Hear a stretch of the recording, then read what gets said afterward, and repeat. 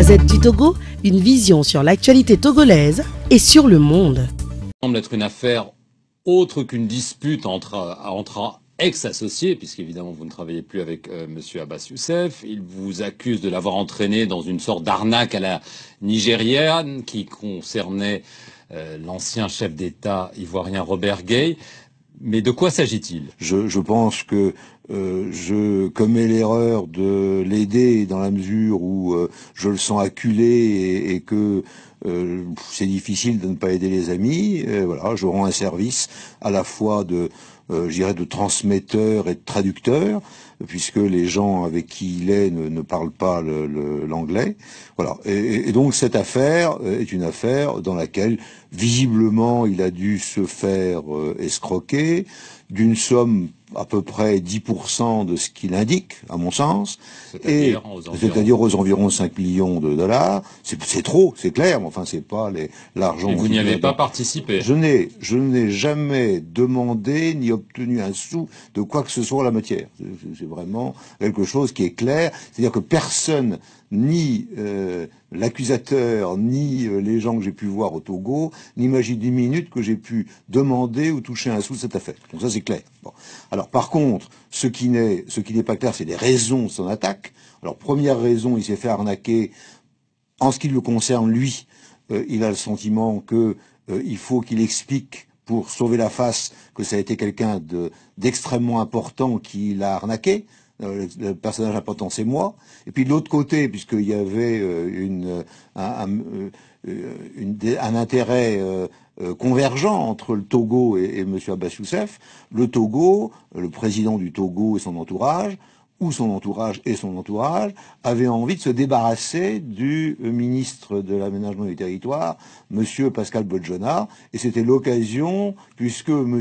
Abbas Youssef parlait de lui, de trouver encore une fois un expert international susceptible de mettre Monsieur Bodjona en difficulté. Alors, voilà grossièrement l'histoire. C'est très rapide, mais c'est ça. Voilà. Alors, je veux revenir sur votre accusation de complot politique. Vous dites que le président du Togo, Faure Gnassingbé, a utilisé cette affaire pour se débarrasser d'un ministre qui avait peut-être des hautes ambitions, qui aurait pu être un rival, et que donc c'est purement pour cela que vous payez. Écoutez, c'est la raison pour laquelle les juges nombreux qui étaient autour de moi au cours de ces interrogatoires m'ont interrogé. C'est-à-dire, mais parlez-moi de M. Bodjona, mais parlez-moi de M. Bodjona. Et puis, par ailleurs, on me disait, ce serait quand même dommage que vous ne parliez pas en mal de M. Bodjona, parce que ce serait plus facile pour vous. Donc, je suis pas complètement...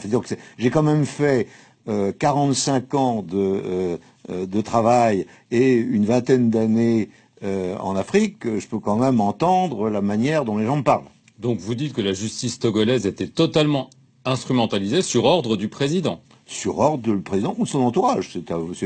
C'est au président de savoir si c'est lui ou son entourage qui a envie que cette opération se fasse.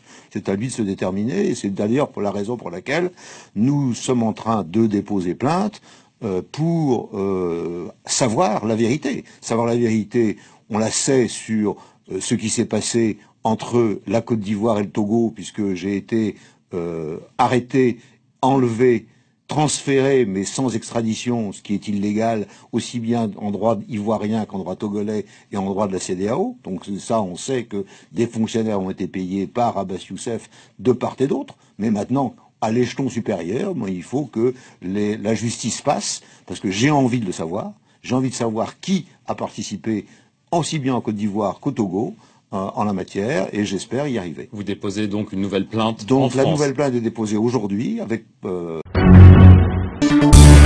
La Gazette du Togo, une vision sur l'actualité togolaise et sur le monde.